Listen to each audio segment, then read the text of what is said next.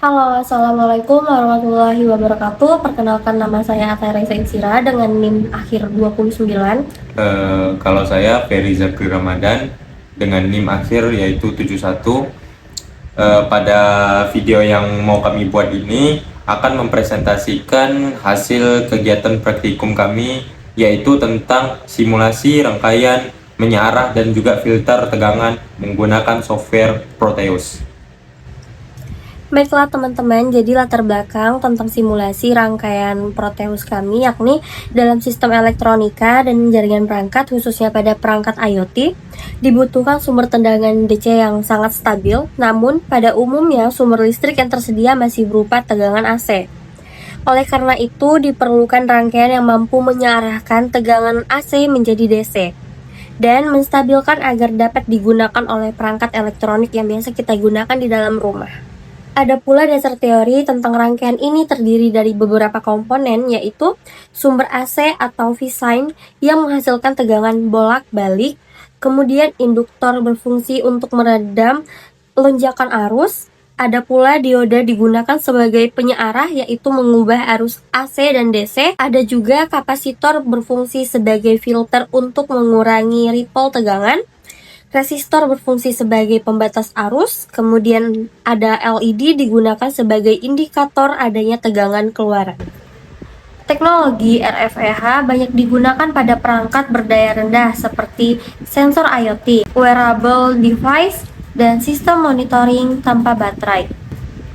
Nah, kemudian ada blok diagram dan cara kerja RFEH.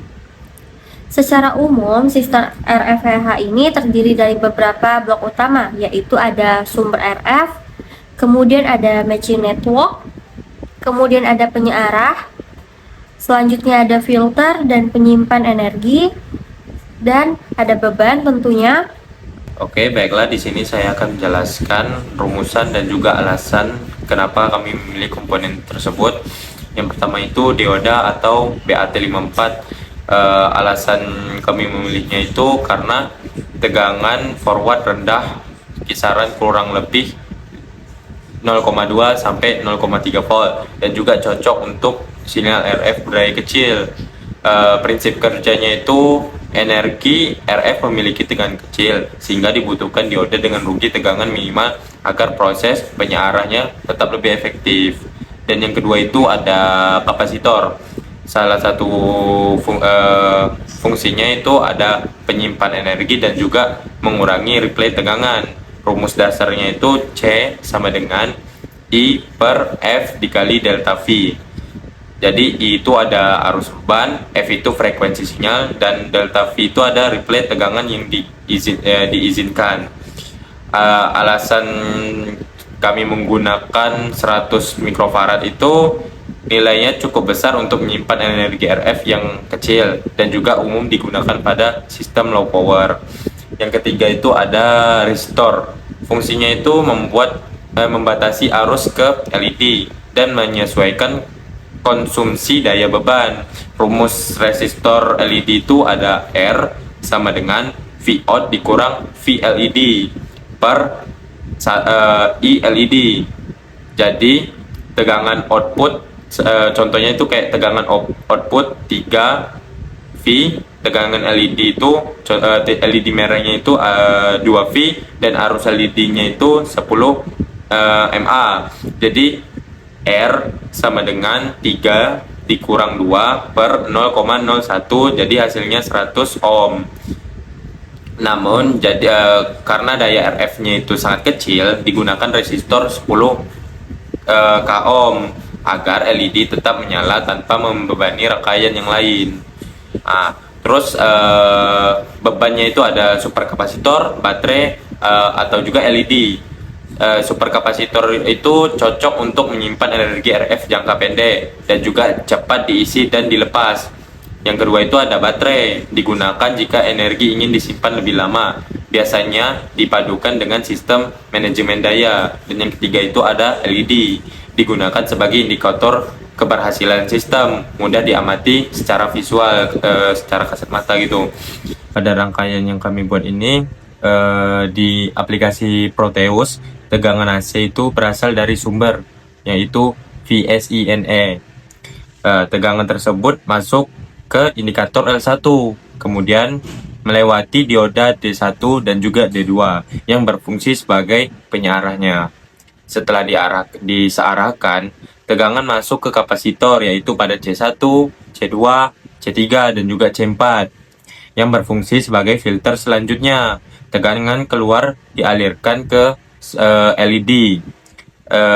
LED yang kami pakai itu LED merah dan juga LED biru melalui resistor sebagai pembatasan arusnya. Terus voltmeternya digunakan untuk mengukur besar dan keluaran tegangannya. Terus ada cara pengambilan datanya itu kami melakukan dengan cara mengamati nilai tegangan pada voltmeternya yang terpasang di output rangkaiannya. Jadi selain itu juga kami mengamati kondisi LED yang kami gunakan sebagai indikator visual bahwa rangkaiannya itu bekerja dengan baik. Jadi kalau misalkan LED-nya hidup, berarti rangkaiannya bekerja dengan baik. Data ini diambil dengan membandingkan tegangan sebelum dan sesudah proses pemfilteran. Terus pada hasil percobaannya itu yang kami dapatkan di simulasi yang kami buat ini, rangkaian itu berhasil mengubah tegangan AC itu menjadi tegangan DC. Tegangan keluaran menjadi lebih stabil setelah melewati kapasitor filter. Terus LED merah dan LED birunya yang kami gunakan menyala, yang menandakan adanya tegangan DC pada output rangkaian yang kami buat. Terus ada analisis dan pembahasan pada rangkaian yang kami buat itu.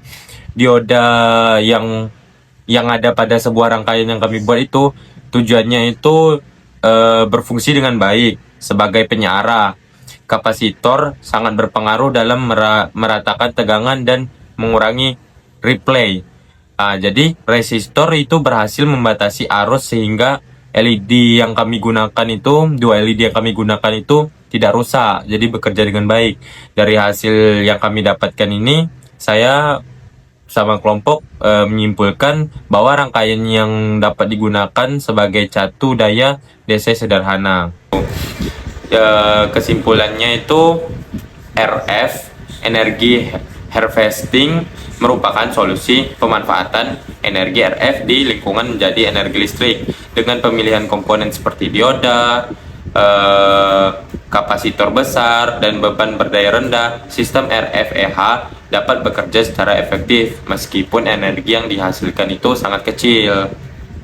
Nah, teman-teman, dari percobaan yang telah dilakukan, rangkaian penyarah dan filter dapat bekerja dengan baik, kemudian tegangan AC dapat diubah menjadi tegangan DC lebih stabil, LED dapat digunakan sebagai indikator tegangan keluaran, kemudian simulasi menggunakan Proteus mempermudah proses analisis pada rangkaian. Ada pula saran dari kelompok kami untuk pengembangan selanjutnya, rangkaian ini dapat ditambahkan regulator tegangan agar output lebih stabil pada nantinya. Selain itu, nilai kapasitor dan resistor dapat divariasikan untuk melihat pengaruhnya terhadap tegangan keluaran.